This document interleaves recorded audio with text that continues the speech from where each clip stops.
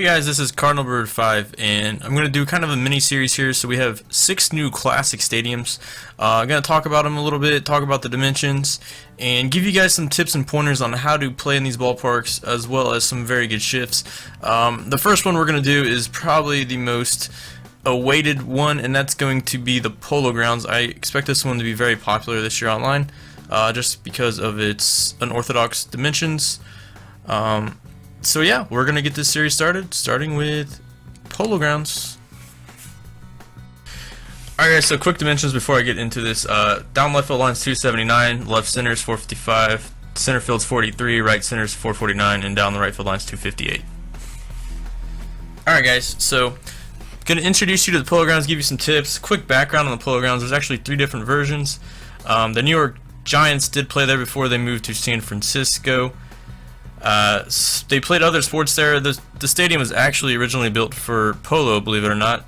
They also played football, college baseball, soccer. They had boxing and motor racing. And generally, when people prefer to the Polo Grounds, it's usually the Polo Grounds 1 with the funky dimensions. Left field is 279, left center 450, center field 483, right center 449, right field 258. Now they changed the dimensions quite a bit, so I don't know if that's the exact dimensions in the game, but that's what we're gonna go ahead and go with.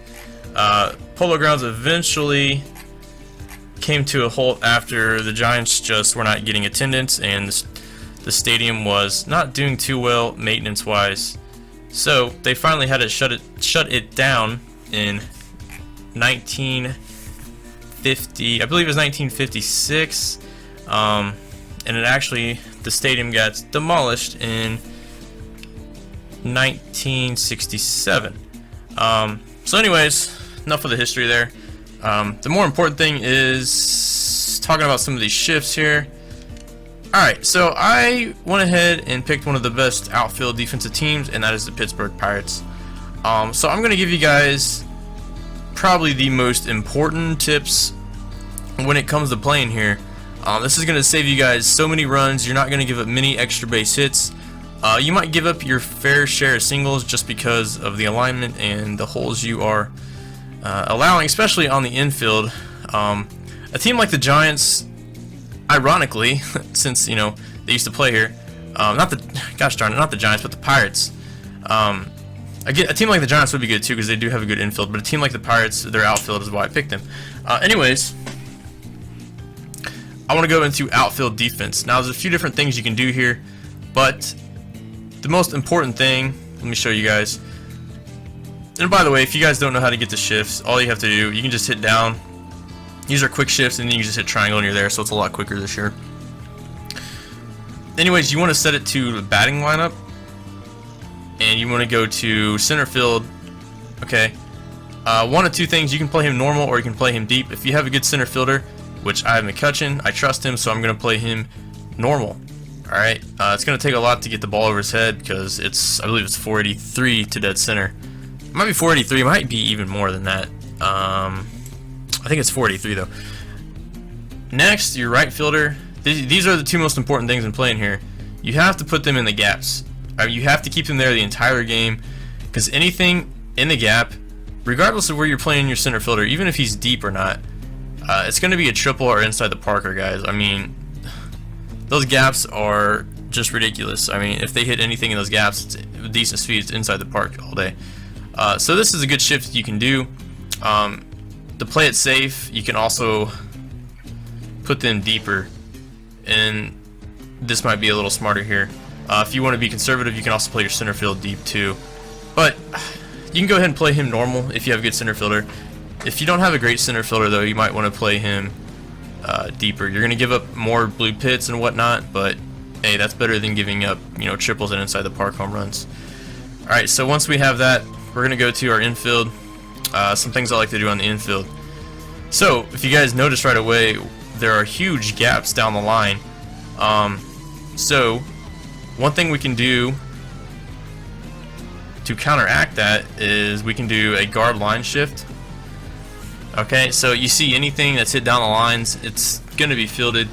There's still a chance if balls are hit between the shortstop and third base that could be a double. That's the risk I'm willing to take. I mean, I've played a lot of games here, especially on the PS3 and MLB 13. I hardly gave up any doubles, but I mean, it is possible. I'm not saying you're never going to give them up. Something else you can do, though, you could just go to third base. Instead of playing guard the lines like that, you could also just do this shift left. That way he can still get to the line, and he's, you know, playing over a little bit more to the right and not all the way on the line. Now for your shortstop to play this deep, you have to make sure he's good. If not, you need to play him just straight up. Now I'm actually, this is my recommended shift actually. You can just go straight to guard lines, but you have to have really good fielders, especially shortstop, because they're playing really deep. Second base, he can play deeper. He could honestly, if you wanted to get really creative, you could even do something like this. I know that it looks really weird, but you could do something like that. That way, he's going to be able to cover that hole over there, and there's not going to be any doubles allowed. You don't have to do that. I mean, slow rollers hit the second base are going to be questionable. But again, if you have a good second baseman, you could do something like this. If not, I recommend just the straight up. Actually, straight up or the guard lines. Either way, I would probably prefer guard lines on this one. And then first base, you could either do, again, guard lines, or you could do, let's see, you could do guard lines, or you could play him right here.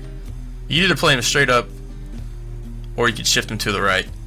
So this is a pretty good shift. You could also experiment, put your second baseman, let's see here, you could put him out here if you wanted to get really creative with it. So yeah, the only thing is you're gonna have to change this when people get on base, but it's really not that difficult. Just make sure you're always in this.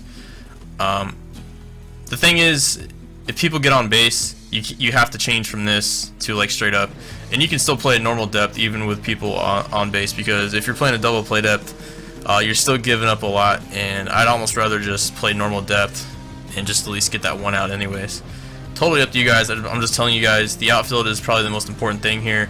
Second most important thing here is having your corners either guard the lines or cheat over one step towards the foul line. Now where you put your second base and shortstop is totally up to you. Know their limits, know their range. But that's gonna do it for this video. You guys will definitely save a lot of runs. Just trust me on this. I hope you guys enjoyed it and learned a thing or two. This is Car Number 5 signing out. Peace.